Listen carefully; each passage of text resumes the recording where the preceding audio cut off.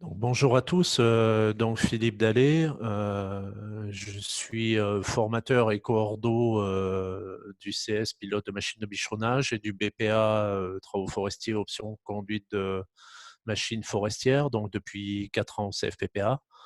Et auparavant, donc j'ai été entrepreneur de travaux forestiers pendant 15 ans où je faisais de l'abattage mécanisé, du débardage, du dessouchage et on faisait aussi du transport de bois. Donc à côté de moi, Fabien va se présenter.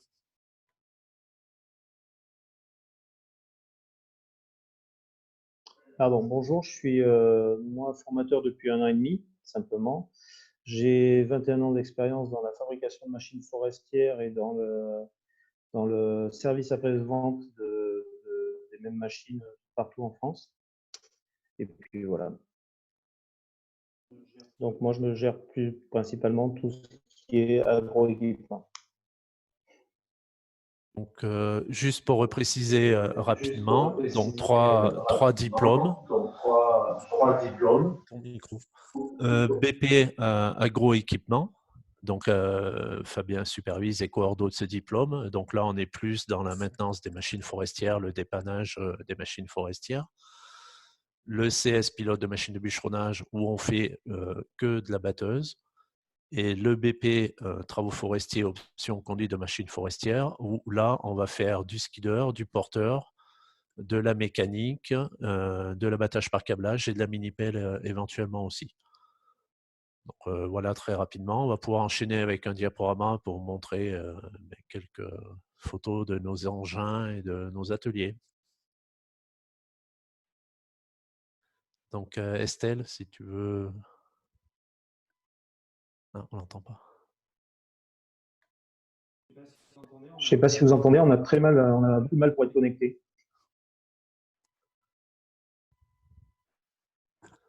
Voilà. C'est toi, Fabien, qui a lancé? Donc voilà, CFPPA de MEMAC en Haute-Corrèze. Alors, cette première diapo où on peut voir deux de nos simulateurs. Donc ici, des simulateurs John Deere. On a un parc actuellement de 11 simulateurs John Deere et Komatsu. Et donc, le simulateur est beaucoup utilisé pour commencer à bien maîtriser les joysticks et la grue et surtout à apprendre à bien se servir d'une grue. Donc, simulateur, abatteuse et porteur.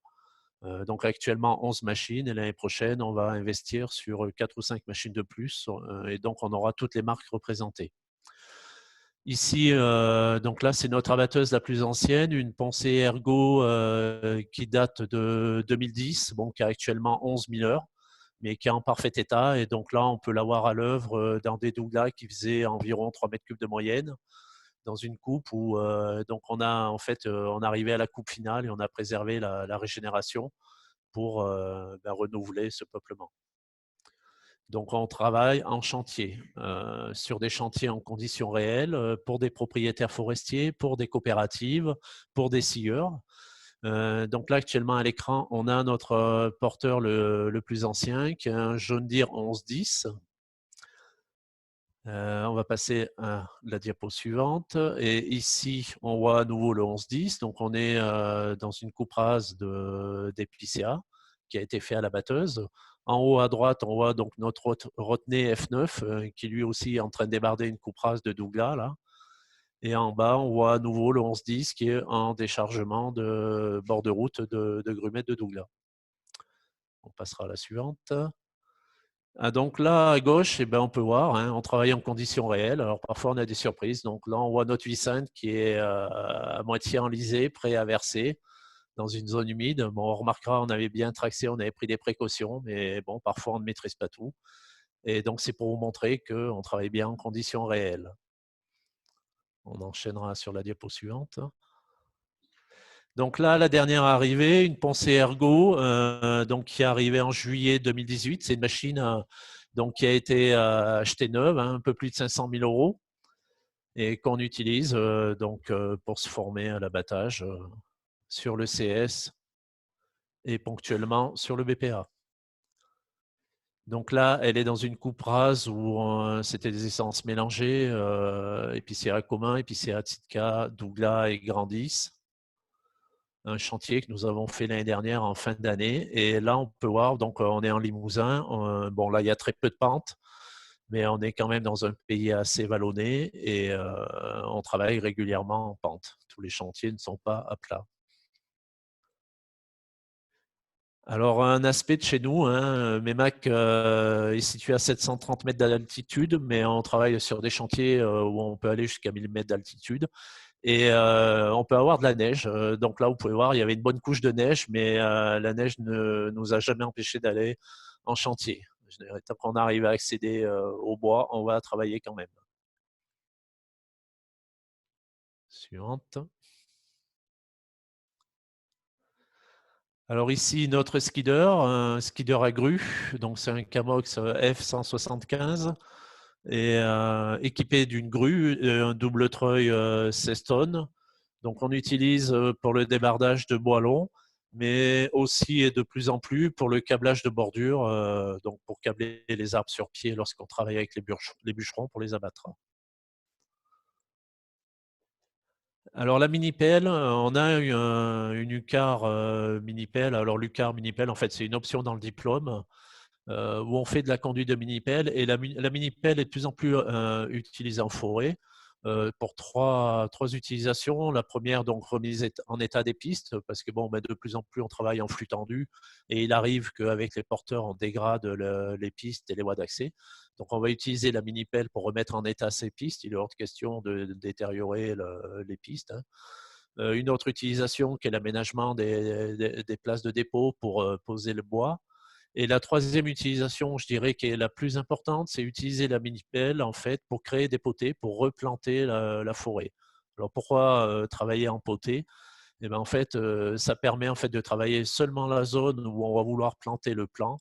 Et donc, on n'utilise plus des grosses pelleteuses et des bulldozers comme on a pu le voir par le passé, qui arrachent tout et qui détruisent tout le sol.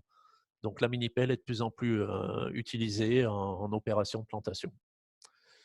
Et donc là, on voit que on est en panne. Donc, je vais passer le micro à Fabien qui va parler plus précisément de la formation BP Agroéquipement. Donc, la formation BP Agroéquipement, ainsi que les autres formations aussi, on est très sensibilisé sur tout ce qui est le fonctionnement normal et l'entretien normal des machines. Donc là, il y a un entretien normal, je pense, de la machine.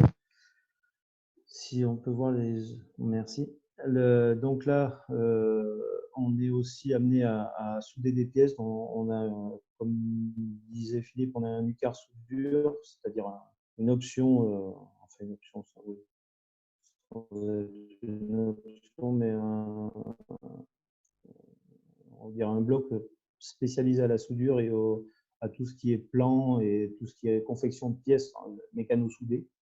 Et de l'autre côté, après, on a soit la révision ou soit les recherches de panne en électrique. Donc, on doit obligatoirement avoir des connaissances en hydraulique, électrique et informatique pour pouvoir rechercher et traiter les pannes qui peuvent arriver sur ces engins. Donc là, on a le système informatisé sur lequel on doit s'appuyer pour faire la recherche de panne. Donc là, on a une ergo qui a le capot levé, on est en train de regarder les flexibles et changer peut-être un flexible. Oui, les flexibles aussi font partie intégrante de la formation. On doit être capable de changer un flexible, diagnostiquer un problème de pompe ou diagnostiquer un problème de distributeur. Enfin, tous les éléments sur la machine sont susceptibles d'avoir une intervention de mécanicien en BP Agroéquipement.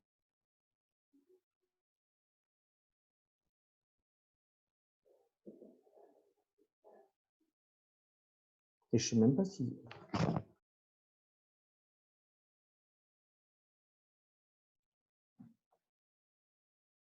Alors, Fabien. Vous m'avez tous entendu parce que j'ai eu pas mal de coupures.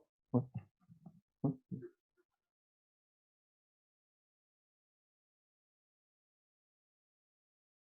Philippe, Fabien, vous avez des compléments à apporter sur la présentation de vos formations? Une petite précision qui est importante. On passe énormément de temps en chantier sur certaines formations. Ça peut être jusqu'à 50% du temps qui est passé vraiment en chantier. C'est-à-dire on est vraiment des formations qui sont axées sur le travail de terrain et on passe pas notre temps en salle. Donc je voulais Combien à juste peu apporter. près est-ce que Alors c'est variable suivant on pourra en reparler davantage, hein. On a des tableaux où c'est bien répertorié, mais ça dépend un petit peu du statut aussi. Si on est en CS, si on est en contrat région, ça peut varier. Mais pour ceux qui sont en plein temps en contrat région chez nous, je vais ouvrir mon tableau là. Donc par exemple sur le BPA en conduite de machine, on va être à 20 semaines passées en chantier pour 17 semaines passées en cours. Donc on est à plus de 50% passés en chantier. Voilà. Ce qu'il faut ajouter aussi, c'est que quand on dit 17 semaines de cours, c'est pas forcément, enfin voilà, ça peut être des cours de mécanique, ça peut être de la botanique, c'est pas du français et des maths comme on peut imaginer pour un parcours d'un lycéen ou de quelqu'un en BTS, je sais pas. Nous, c'est vraiment axé sur la profession, quoi. Voilà, on va pas faire pas faire de matière générale. Voilà, la précision. Alors, si vous avez des questions à poser, vous pouvez y aller. Peut-être soit vous utilisez l'onglet participant et l'outil lever la main, soit vous vous manifestez autrement, ou alors vous pouvez poser vos questions par écrit dans l'outil converser en bas, la petite bulle converser. Vous pouvez nous poser vos questions par écrit et moi je les retransmettrai au formateur. Ça peut être des questions d'ordre pédagogique, administratif, logistique. Allez-y, ça sera peut-être plus intéressant de faire en fonction de vos besoins.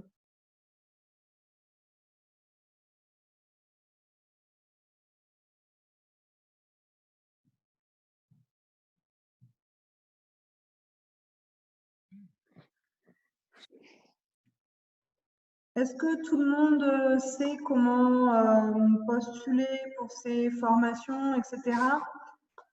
Bon, je ne vais pas tanker des réponses, je vais tout de suite expliquer. Peut-être vas-y. Il faut donc nous demander un dossier de candidature. Je le mettrai là en partage. Enfin, je le mets tout de suite. Voilà, il faut le compléter et puis nous le retourner. Et ensuite, on fait passer des entretiens, un entretien avec le formateur, un test écrit sur vos connaissances un peu en botanique, sur le domaine forestier, et on fait passer des tests sur simulateur. Voilà, et la rentrée, en général, c'est fin août, mi-septembre. Et ça se passe quand, les tests? Là, les tests, on les normalement pour une session normale, les tests c'est maintenant. Là, ça va être un petit peu plus sur la fin de la semaine, sur la fin du mois, pardon, excusez-moi, et jusqu'à fin juin. Voilà, Voilà. Par contre, ce qui est important, c'est qu'il faut vraiment nous avoir rendu le dossier de candidature pour être invité au recrutement. Voilà, après, on met ça en place avec vous, on vous appelle, on a quelques créneaux à proposer et puis on voit comment on peut s'organiser au mieux. Parce que nous, allez-y. On avait déjà rempli des dossiers, on était venu vous voir, on est du lycée, avec Paul Bossier. Du coup, là, on va organiser ça. Je crois que ça va être pour les fins de semaine prochaine et puis d'autres, on en organisera plusieurs. Ça a été un petit peu chamboulé là avec les événements actuels. D'accord. Mais on saura quand si on est pris ou pas? Enfin, si on aura une réponse? La réponse, vous l'avez fin juin. Ah ouais. Parce que oui, on va faire passer les derniers entretiens mi-juin à peu près. Mais l'entretien, ils se feront en réel, pas en visio? Non, en réel. D'accord, ok. Alors, on a Paul qui demande des informations sur les stages. Alors, au niveau des stages, donc si on est en BPA, conduite de machine forestière, on a 5 semaines de stage. une première semaine de stage en octobre-novembre qui est un stage d'observation où donc on va avec un chauffeur expérimenté pour l'observer dans son travail, vraiment voir ce qu'est le travail en conditions réelles.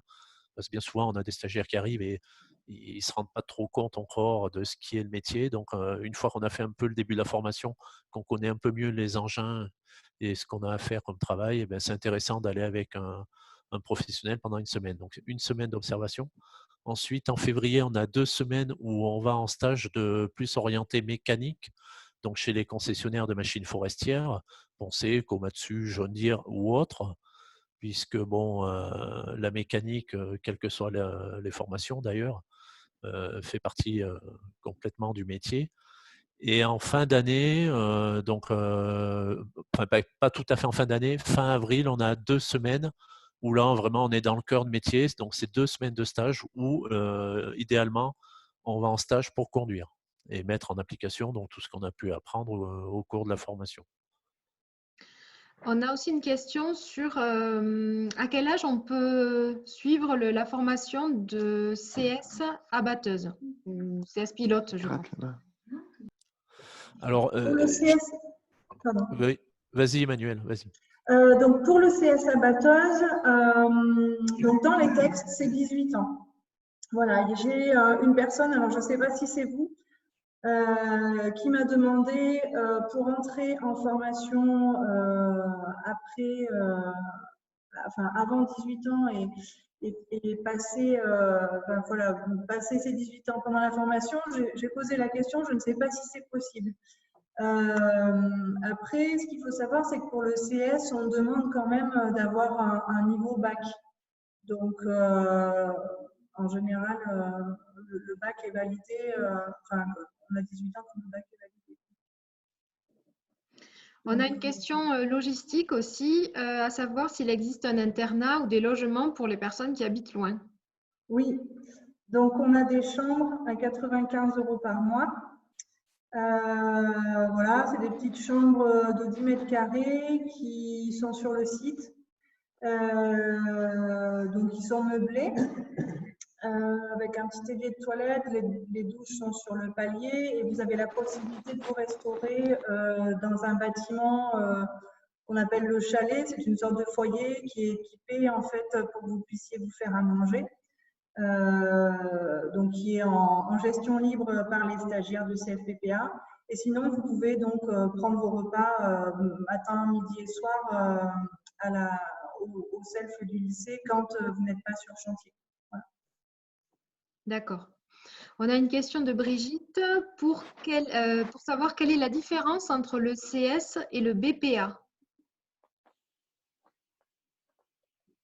Alors le CS, c'est tout récent en fait, c'est un certificat de spécialisation qui a été mis en place l'année dernière, donc on est les premiers en France à avoir mis ça en place d'ailleurs. Le CS, il est spécialisé dans le pilotage de machines de bûcheronnage, c'est-à-dire qu'on va faire uniquement la batteuse.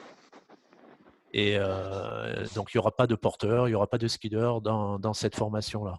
Le BPA, en fait, est plus polyvalent puisque dans le référentiel du diplôme, on a du skidder, du porteur forestier, de la mécanique et ensuite, donc, dans le diplôme, on a 3 options actuellement. Et il y a une des options où il y a la possibilité de faire de la batteuse, mais alors c'est de la découverte. C'est-à-dire qu'on ne va pas avoir un niveau de pratique, un nombre d'heures suffisant pour avoir un niveau proche du niveau professionnel débutant. Et donc, vu le nombre de machines disponibles, puisque vous comprenez bien que vu le prix d'une machine de bûcheronnage, on n'a pas 10 abatteuses dans le parc, plus on a de gens sur les abatteuses, plus le volume d'heures en chantier de conduite diminue. Donc, suivant le nombre de places, parce que là aussi, il y a des limitations, suivant le nombre de places et le nombre de personnes qui rentrent en CS, on ne fera pas forcément d'abatteuse. L'option abatteuse ne sera peut-être pas maintenue au niveau du BPA. Donc, voilà la différence entre les deux. D'accord. Une question administrative sur le statut des apprenants. Est-ce qu'ils sont stagiaires, apprentis Nous, on n'est pas un centre de formation des apprentis. On n'est pas un CDFA. Donc, chez nous, il n'y a pas d'apprentissage. Il y a 2 voies pour rentrer en formation. Soit la formation continue, qui donc est à destination des demandeurs d'emploi. Donc, c'est des parcours de formation qui sont financés par le Pôle emploi sous certaines, qui sont financés par le Conseil régional sous certaines conditions et qui sont rémunérés par le Pôle emploi. Ou alors, si vous voulez faire de l'alternance, c'est-à-dire être salarié d'une entreprise et venir chez nous en alternance pour vous former, on a le contrat pro, voilà, qui est un peu le pendant de l'apprentissage, mais pour la formation adulte. Voilà. D'accord. Concernant de nouveau l'hébergement, le prix des chambres, il est compris dans le coût de la formation ou c'est des choses en plus? C'est en plus. Après, je n'ai pas précisé que ça donnait droit à l'allocation logement, s'il y a besoin, sous certaines conditions, ce n'est pas automatique. Petite précision, on nous demande sur est-ce que vous pourriez vraiment décliner les 3 options, s'il vous plaît?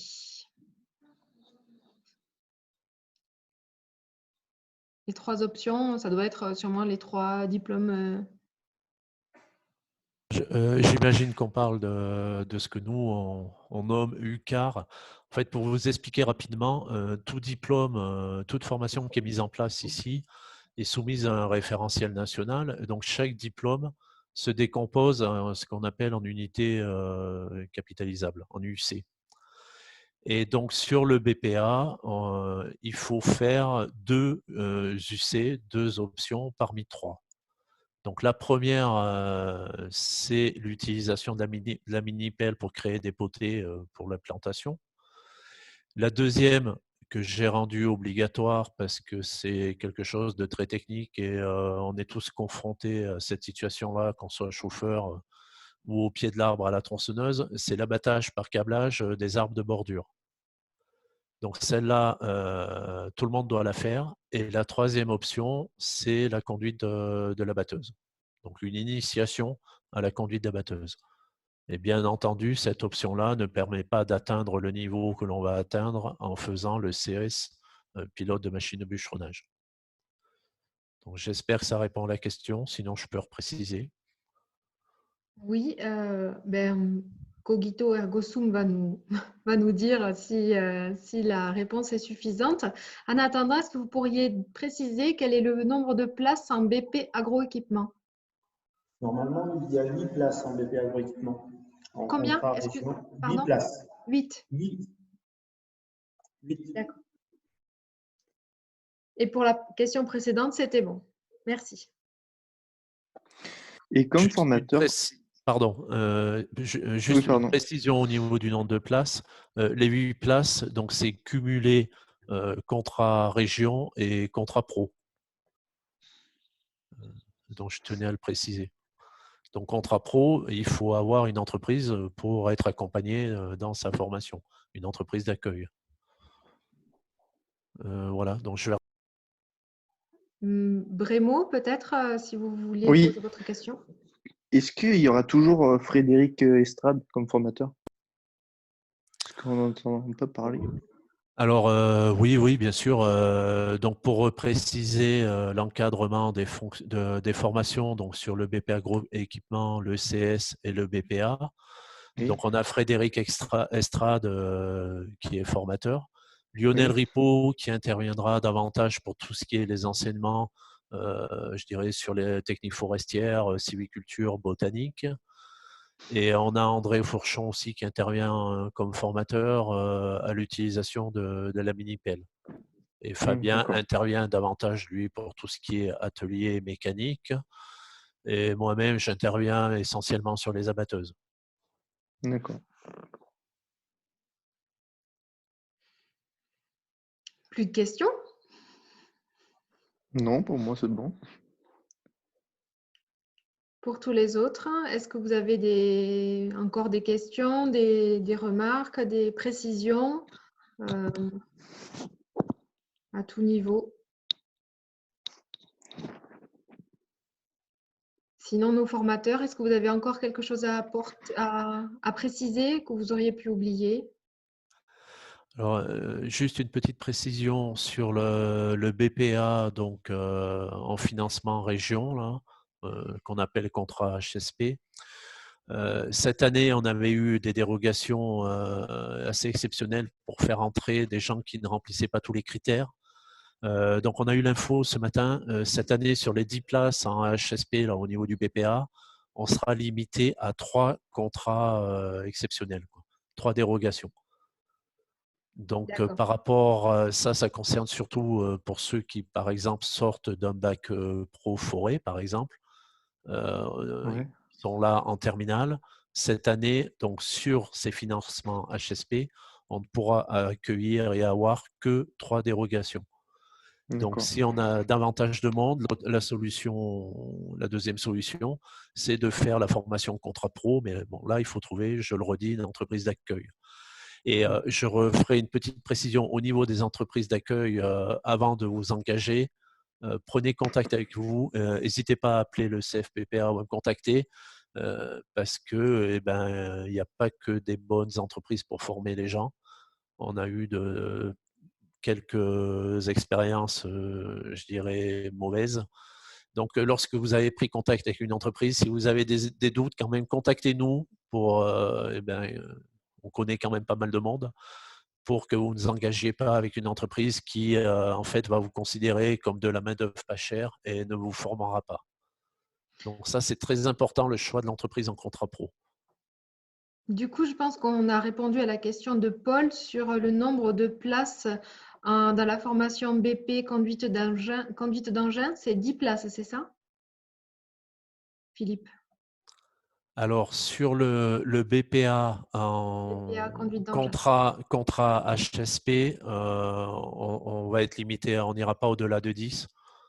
Ensuite, sur le CS pilote de machine de bûcheronnage, on a donc 3 places finançables en HSP région et on aurait 6 places en contrat pro. Donc ça, si on arrive à la capacité maximum.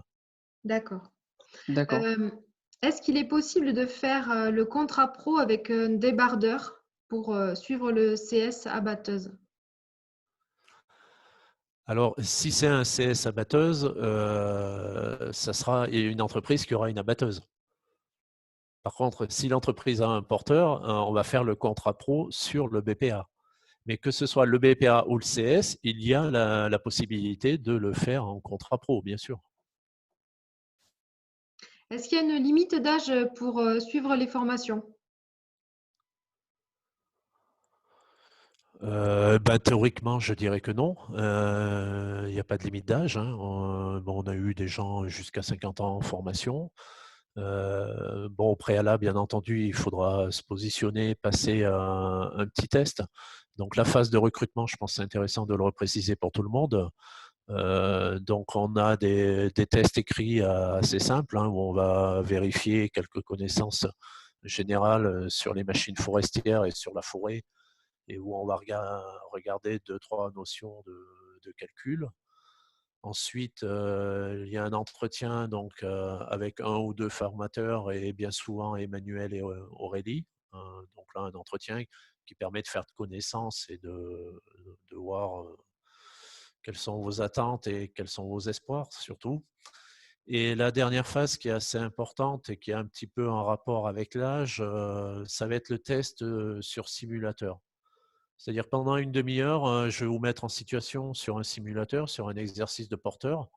Un exercice, donc le premier exercice, le niveau le plus bas, où on a simplement besoin de déplacer 4 grumettes qui sont à droite du porteur, les poser à gauche. Et pendant cet exercice-là, en fait, il y a plusieurs paramètres qui vont être mesurés par l'ordinateur. Et ça va me permettre en fait de jauger votre capacité à maîtriser une grue. Et donc c'est là où on rejoint un peu la limite d'âge. On peut être un peu moins habile parce que conduire une grue, ça appelle à bien synchroniser les mouvements de la main droite et de la main gauche, hein. On n'a pas forcément l'habitude d'utiliser les deux mains. Et donc, si les tests sont vraiment très mauvais, je vous le dirai, quoi. D'accord. Et ça peut être un facteur bloquant, ce test sur simulateur. Voilà. Mais si on réussit les tests, on est sûr d'être pris, quoi. Alors, Mathéo, il me semble que tu es un bac pro, toi, non? Oui, c'est ça, oui. Alors, donc toi, comme Bah, je enfin, il n'y a disais, pas que moi, il y a Paul Bossière aussi. Il est là. Oui, moi aussi, ouais. Un bac pro MEMAC. D'accord. Donc, vous passerez les tests. Donc, Oui, après, pour vous, vous voulez faire un CS ou un BPA? Qu'est-ce que un vous voulez faire? BPA. Ouais, un Et BPA aussi. Paul, BPA aussi? Un- Ouais, Alors, donc, suivant le nombre de jeunes qu'on va avoir dans votre situation, pour entrer sur le BPA financement HSP, c'est-à-dire financement région, ce qui va être limitant, c'est le nombre de places. Dans vos cas, on est limité à 3 personnes. Donc, si Oui, vous n'êtes que 3, bon, il y a de grandes chances que vous passiez brillamment les tests. Si vous n'êtes que d'accord. 3, vous avez de grandes chances d'être pris. Après, D'ailleurs, si vous êtes plus de 3, on va être obligé de mettre en place une sélection ou alors il vous faudra faire le BPA en contrat pro, c'est-à-dire trouver une entreprise d'accueil. Ah oui, d'accord.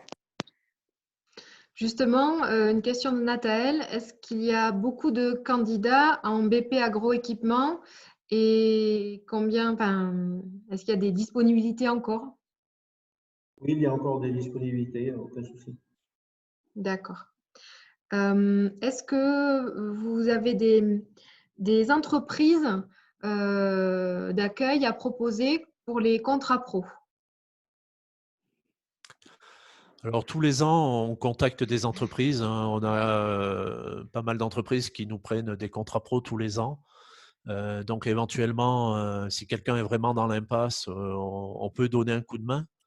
Mais un contrat pro, je dirais que c'est quelque chose, c'est un investissement quand même individuel, où c'est quand même au candidat d'aller chercher l'entreprise. Je dirais, on est presque dans une démarche de se faire recruter, quoi. Et ensuite, avant de conseiller une entreprise, il faudra vraiment que j'ai validé le niveau de la personne parce que les entreprises sont exigeantes et c'est assez compliqué d'aller conseiller quelqu'un à une entreprise sans bien le connaître. Donc avant de m'engager vis-à-vis d'une entreprise, il faudra bien entendu que les tests aient été passés et avec succès.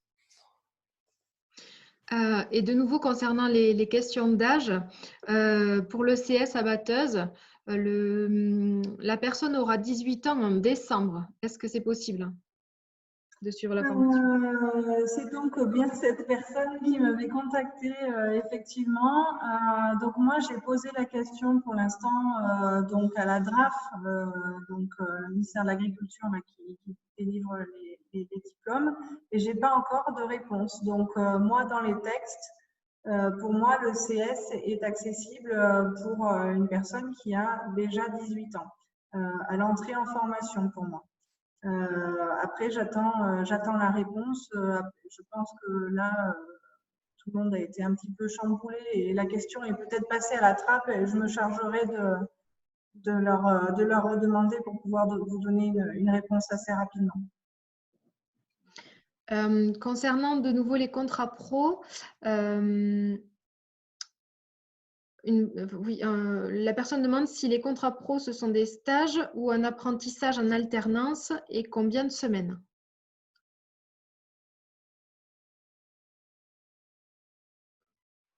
Enfin là, il y a deux aspects. Le contrat pro, il se rapproche en fait du contrat d'apprentissage. C'est-à-dire que nous, on n'est pas habilité à faire de l'apprentissage pour l'instant. Ça va peut-être évoluer dans les années à venir. Donc pour l'instant, on n'a pas le choix. On peut faire que du contrat pro. Ensuite, la deuxième partie, le nombre de semaines. Je vais ouvrir mon fichier là. Et donc, je vais essayer de le partager.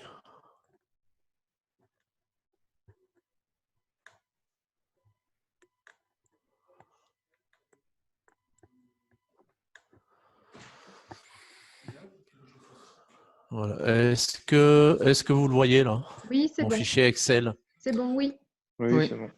Donc là, on va commencer. Donc, par exemple, si je prends le contrat pro, donc là, ma colonne bleue, là, c'est les CS pilote de machine de bûcheronnage.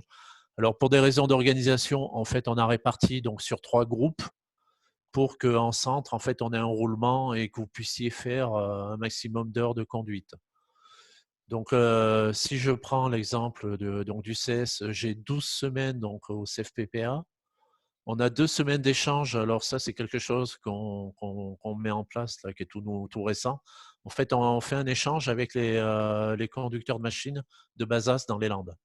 Donc pendant 2 semaines, les gens de Bazas viennent chez nous et ceux de MEMAC vont partir à couper du pain maritime. Et donc, on a au total donc 14 semaines en centre. Si je compte les deux semaines de Bazas, on les assimile à des semaines en centre. Et le reste, donc, c'est des semaines en entreprise. Donc, la proportion entreprise est bien importante. Plus, vous voyez, on est à 28 semaines en entreprise. Si je prends l'exemple du contrat pro en BPA, donc je vais avoir 17 semaines en centre. Et sur ces 17 semaines en centre, bien entendu, ça n'est pas 17 semaines de cours. Même lorsqu'on est contrat pro, nous, ici, on va vous faire des travaux pratiques des chantiers et on va vous faire donc beaucoup d'heures en conduite et en chantier en conditions réelles. Donc, on aura 17 semaines au CFPPA et 27 semaines en entreprise, donc pour le BPA conduite de machines forestières. Voilà, j'espère que ça répond à votre question.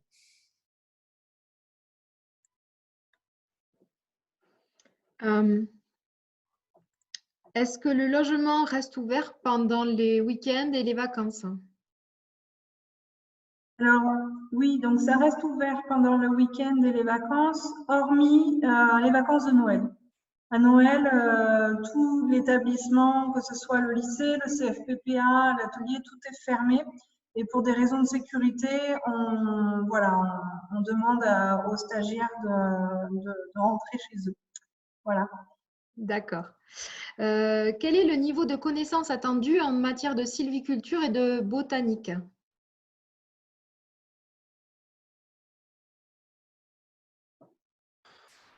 Le niveau n'est pas très élevé, hein, en fait.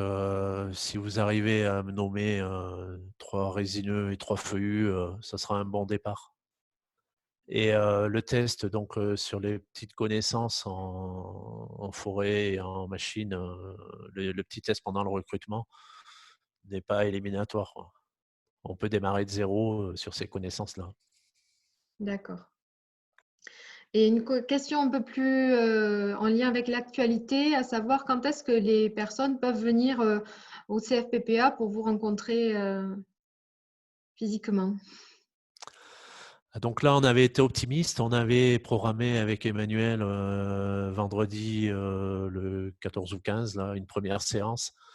Donc je pense que ça risque d'être compromis. Je ne sais pas trop comment ça va se passer, mais si on peut le faire là, dès donc ce vendredi prochain, là, on pourra recevoir des gens. Donc, Comment on fait ils vous contactent, ils vous envoient un mail pour réserver un rendez-vous, quelque chose comme ça? Donc voilà, contactez Emmanuel et Emmanuel va planifier les rendez-vous et on va s'organiser pour essayer de démarrer ce recrutement le plus rapidement possible. Et ça dure à peu près combien de temps, les tests et tout ça? Prévoyez environ 2 heures, 2 heures et demie. D'accord. Vous avez à peu près une demi-heure d'entretien, une demi-heure à 1 heure pour faire les tests sur votre rapidité et votre niveau, une demi-heure de test sur le simulateur et en fait, on reçoit les personnes par 2 ou 3. Donc, il y a un Ah petit oui, peu ok. d'attente en attendant de passer l'entretien avec l'équipe, là. Il y a un petit peu d'attente. Donc, prévoyez 2 heures, 2 heures et demie, et puis c'est bon. D'accord. Alors, je voulais donner quelques précisions. Donc là, pour l'instant, tous les dossiers de candidature qu'on a reçus, donc ça va être ceux qui seront prioritaires pour être reçus en entretien. Voilà, on va faire par ordre chronologique de ce qu'on a reçu. Et puis, je vois une autre question donc sur les dossiers de candidature. Donc, pour passer l'entretien, au début, il n'y a que le dossier de candidature. Après, plus tard, si vous êtes reçu en formation, il faudra constituer un dossier d'inscription beaucoup plus épais, voilà, pour pouvoir vous inscrire au diplôme. Vous avez besoin de fournir des pièces administratives pour votre rémunération, pour tout ce qui concerne juste l'inscription au diplôme. Et là, on vous fera une liste donc des documents à nous fournir dans un deuxième temps. Voilà. Donc, même si vous avez notre dossier, on est obligé de vous envoyer un mail pour prendre rendez-vous. Non, non, non. Là, tous les dossiers que j'ai récupérés, je vais proposer des rendez-vous à tout le monde. Ah oui, d'accord, ok. Bon, Voilà. d'accord. Ok. Concernant la durée du BP agroéquipement, sur le site, je pense que ça doit être sur les plaquettes, c'était marqué 2 ans et là, visiblement, 44 semaines. Est-ce que vous pourriez préciser ça, peut-être Fabien, la durée de la formation BP agroéquipement? La durée du BP agroéquipement en contrat professionnel est de 11 mois et la durée en contrat région Nouvelle-Aquitaine, elle, est de 10 mois et 1 semaine, quoi, presque 11 mois. Ça a été Bon. modifié sur le site internet depuis, hein? Oui, il faut le modifier. Et le BPA, c'est combien de temps? Alors, le BPA, on rentre la dernière semaine d'août et on termine la dernière semaine de juin. Donc, en nombre de semaines, sans compter les vacances, on doit être à 36 semaines. D'accord. Merci. Est-ce qu'il y a encore des questions?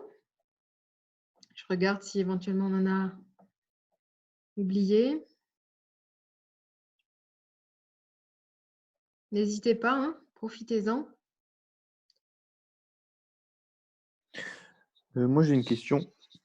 Comme Oui. les repas le midi, si on part en chantier, on fait comment? Il faut préparer un casse-croûte. Alors, Ouais, c'est à nous, quoi.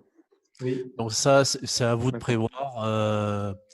Alors, il faut savoir que, bon, comme on est soumis à la météo, on est soumis à des problèmes de panne de machine, par exemple. Ouais. Il faut être capable de s'adapter très rapidement. Donc, il peut vous arriver régulièrement qu'il y ait une modification de planning parce qu'il a plu toute la nuit, on ne pourra pas débarder. Donc, il est possible que le lendemain, on n'aille pas en chantier et il peut y avoir des modifications de planning. On peut vous envoyer sur la mini-PL ou faire de la mécanique ou autre. Et donc, parfois, il faudra réagir assez rapidement. Mais dans la mesure du possible, la veille, donc quand on rentre du chantier vers 17h30, 18h, on essaie de planifier la journée du lendemain et pour que tout le monde puisse se préparer un casse-croûte. Donc, bien entendu, sauf si on est très près de l'école, on rentre à l'école. Mais le reste du temps, on mange sur chantier, en fait. Passer le moins de temps possible sur la route. Oui. Je voudrais préciser une chose concernant les chantiers. Donc, on a un parc de matériel qui est limité. On a 3 porteurs, 2 abatteuses, un skidder, une mini-pelle. Donc, je le redis, vous n'avez pas une machine chacun. Donc, on essaie d'optimiser. Et en fait, ce qu'on fait, on met en place des roulements, on fait des groupes. Donc, par exemple, il y aura un groupe à peu près d'un tiers du nombre de personnes qui sera en chantier. Un autre groupe qui peut être en atelier avec Fabien, faire de la mécanique. Et le troisième groupe sera en autonomie sur les simulateurs. Donc, de cette manière-là, en faisant un roulement, tout le monde est occupé pendant sa formation. Il faut savoir qu'il y a d'autres centres où, en fait, pendant qu'une personne conduit la machine, il y a 4 ou 5 personnes qui regardent en attendant leur cours et au final, ils vont conduire un quart d'heure sur une journée. Donc, nous, en répartissant comme ça les gens, en fait, on a vraiment un nombre d'heures de conduite qui est important par rapport aux autres centres. C'est une petite précision que je voulais apporter. C'est son importance. Pardon, Fabien, on n'a pas Une entendu. précision qui a son importance quand même, parce qu'au moins on peut conduire au moins une demi-journée sans être embêté. Donc là, Fabien a dit une demi-journée. Pourquoi? Parce qu'en fait, vous ne serez jamais plus de 2 personnes sur une machine. Donc, si vous êtes à 2, effectivement, vous allez conduire une demi-journée. Mais suivant le nombre de chantiers qui sont en cours et suivant la période de l'année, c'est-à-dire qu'à partir de la moitié de l'année, vous allez commencer à être autonome sur les engins. on sait que vous êtes en sécurité et qu'il n'y a pas de risque à vous laisser en autonomie. Donc, il peut arriver qu'à 2 stagiaires, vous partiez tout seul sur un chantier avec une machine. Donc, dans ce cas-là, effectivement, vous allez conduire une demi-journée chacun. Parce que bien entendu, on ne met jamais personne tout seul en chantier pour des raisons de sécurité. Donc, vous partirez en 2 en autonomie et vous conduirez une demi-journée chacun. Mais il peut arriver que vous conduisiez une journée entière. Par exemple, sur les CS pilotes d'abatteuse, si en fait j'ai un seul groupe qui est constitué de 2 personnes, bien entendu, ils vont avoir chacun une des 2 abatteuses. Et dans ce cas-là, ils conduiront une journée entière. De la même manière, la mini-pelle, suivant les besoins et suivant le nombre de stagiaires à former, on peut faire des journées entières sur la mini-pelle ou aussi sur le skidder. On fait tout en fait pour optimiser et maximiser le nombre d'heures de conduite en situation réelle. Et on Quels sont est les- plus Pardon, souvent. Pardon. Mathéo, allez-y. On conduit plus souvent les porteurs ou skiders, enfin, ou c'est à peu près pareil? Alors là, en fait, on a essayé de répondre aux exigences de la profession et donc ce qui est le plus demandé au niveau régional, Limousin, Nouvelle-Aquitaine, enfin, et même au-delà, le plus de demandes est sur la conduite du porteur. Donc, on fera beaucoup plus d'heures de conduite de porteur, mais après, il faut savoir qu'on essaie d'individualiser les parcours. C'est-à-dire, si Mathéo, tu arrives, tu me dis, mais voilà, moi j'ai un projet pour aller travailler sur un skidder, eh bien Ben oui. entendu, on va te faire beaucoup plus de skidders que les autres. Ah bon, d'accord. Ça, c'est quelque chose qu'il faut savoir. On individualise énormément les parcours. Ah bon, ben c'est bien. Oui, Tout le monde ne va pas faire un nombre théorique d'heures pour que tout le monde, voilà, on tient compte des choix de chacun et des envies de C'est bien chacun. ça. d'accord, oui, c'est bien. Voilà. Quels sont les équipements de protection nécessaires? Alors, à votre arrivée au centre, en fait, alors là, il faut préciser aussi, c'est suivant votre statut.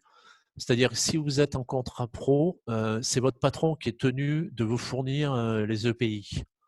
Donc, les EPI obligatoires, ça va être les chaussures de sécurité anti-coupure, le pantalon anti-coupure, une veste vêtements enfin, avec des couleurs visibles conformes à la réglementation, des gants et un casque.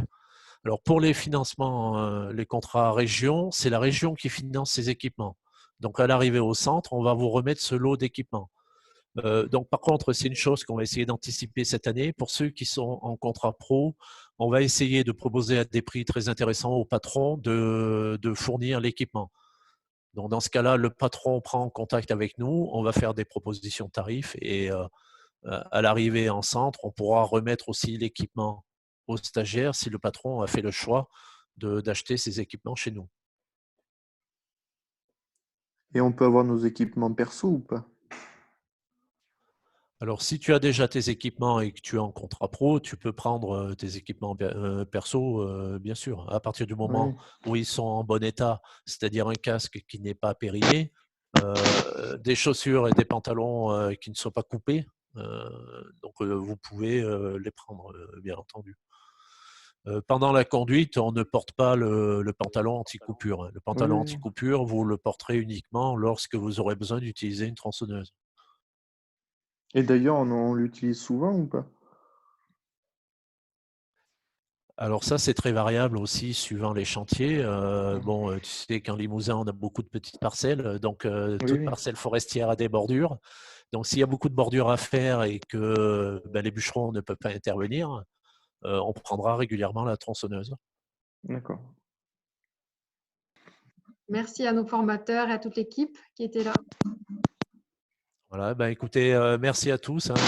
N'hésitez pas à nous contacter, à nous appeler, hein. On vous répondra, il n'y a pas de souci. Merci, au revoir.